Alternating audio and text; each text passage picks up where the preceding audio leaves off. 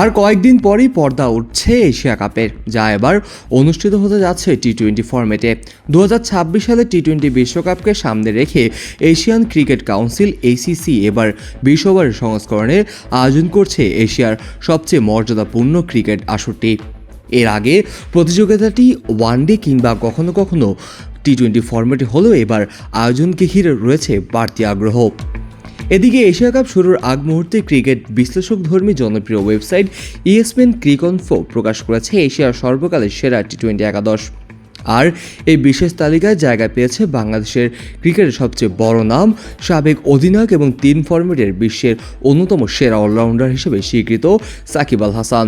পুরো একাদশে বাংলাদেশের একমাত্র প্রতিনিধি তিনি। ক্রিকইনফোর বিশ্লেষণে দেখা যায় টি-20 ফরম্যাটে অসাধারণ পারফরম্যান্স, ধারাবাহিকতা এবং ম্যাচ জয়ের সামর্থ্যের ভিত্তিতে এই একাদশ তৈরি করা হয়েছে।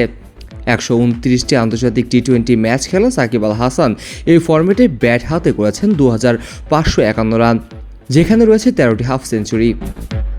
শুধু ব্যাটে নন, বল হাতেও সমান ধারাবাহিক তিনি। 149টি টি-20 উইকেট নিয়ে 3 ফরম্যাটের ইতিহাসে অন্যতম সফল বোলার তিনি। আর সামগ্রিকভাবে এই ফরম্যাটে তিনি একমাত্র ক্রিকেটার যিনি ব্যাট হাতে করেছেন 7,500-এরও বেশি রান এবং বল হাতে নিয়েছেন 500-এরও বেশি উইকেট। তাই ক্রিকইনফোর একাদশে সাকিবের জায়গা পাওয়া যেন শুধুই সময়ের অপেক্ষা ছিল। বাংলাদেশি অলরাউন্ডার নিঃসন্দেহে দক্ষিণ এশিয়ার ক্রিকেট ইতিহাসে টি-20 সংস্করণের সবচেয়ে ভারসাম্যপূর্ণ পারফর্মারদের একজন। অন্যদিকে আসন্ন এশিয়া কাপে সাকিবকে পাচ্ছে না বাংলাদেশ দল। এবার টাইগারদের নেতৃত্বে থাকছেন লিটন কুমার দাস। এই বড় পরিবর্তনের মাঝে ঠিক এমন সময় সাকিবের এমন স্বীকৃতি গোটা বাংলাদেশ ক্রিকেটের জন্যই গর্বের বিষয়। ওয়ালটন এসি এক্সচেঞ্জ অফারে এখন যে কোনো ব্র্যান্ডের পুরাতন এসি বদলে নতুন ওয়ালটন এসিতে উপভোগ করুন 25% ছাড়। Walton air conditioner, comfort without compromise. ESPN ক্রিকইনফোর নির্বাচিত একাদশে সাকিব ছাড়াও রয়েছেন এশিয়ার ক্রিকেট ইতিহাসে টি-20 ফরম্যাটের নাম করা সব তারকা।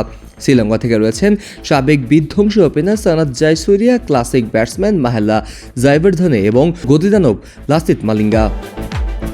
ভারতের প্রতিনিধিত্ব করছেন 3 জন বিশ্ব ক্রিকেটে আলোচিত ব্যাটসম্যান বিরাট কোহলি, বর্তমানে ফর্মে থাকা সূর্যকুমার যাদব এবং সাবেক অধিনায়ক ও বিশ্বকাপ জয়ী নেতা মহেন্দ্র সিং ধোনি, যিনি এই একাদশে অধিনায়ক হিসেবে নির্বাচিত হয়েছেন। পাকিস্তানের পক্ষে রয়েছেন 2 জন খেলোয়াড়।